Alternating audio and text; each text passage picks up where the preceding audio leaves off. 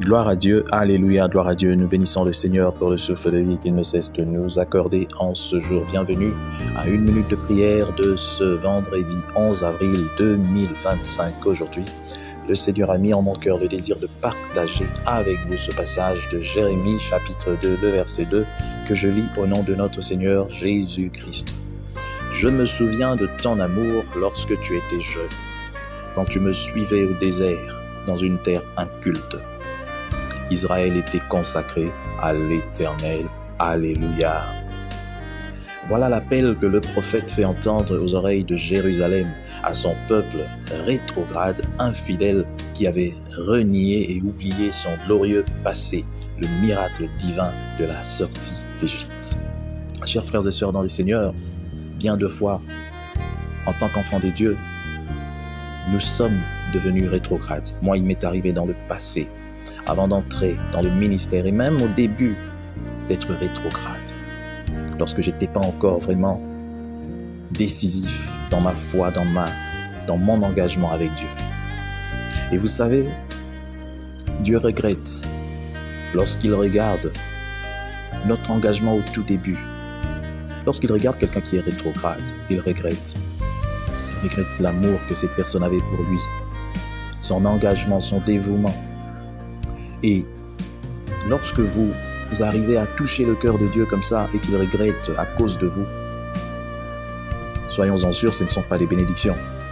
Voilà pourquoi dans notre marche chrétienne, nous devons faire un effort pour ne pas être rétrograde. Et ne pas être rétrograde, c'est ne pas laisser la place au diable, ne pas laisser la place à la tentation.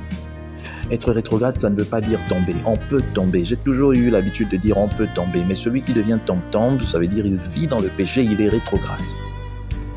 Et la fin d'un rétrograde, la plupart du temps, c'est la mort. Ton âme peut être sauvée, mais Dieu te retire. Il te retire pour que ton témoignage ne soit pas totalement détruit.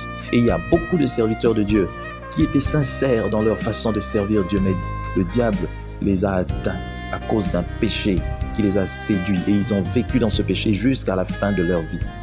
Mais Dieu a préféré les retirer pour que le témoignage soit préservé. Mais mon frère, que cela ne t'arrive pas. Garde ton témoignage jusqu'à la fin.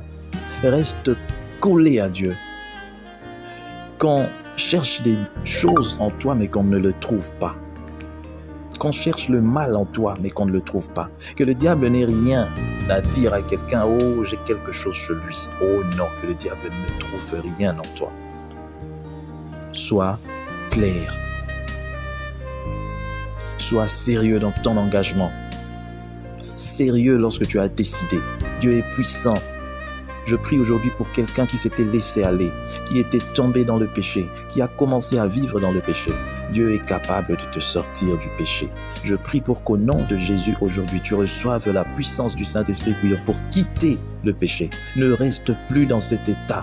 Sors de là où tu es. Sors. Je t'ordonne de sortir du péché, de la vie du péché au nom de Jésus. Rappelle-toi de ton engagement envers Dieu.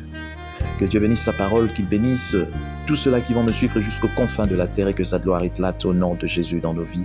Amen. Bonne journée à tous et bon début de week-end.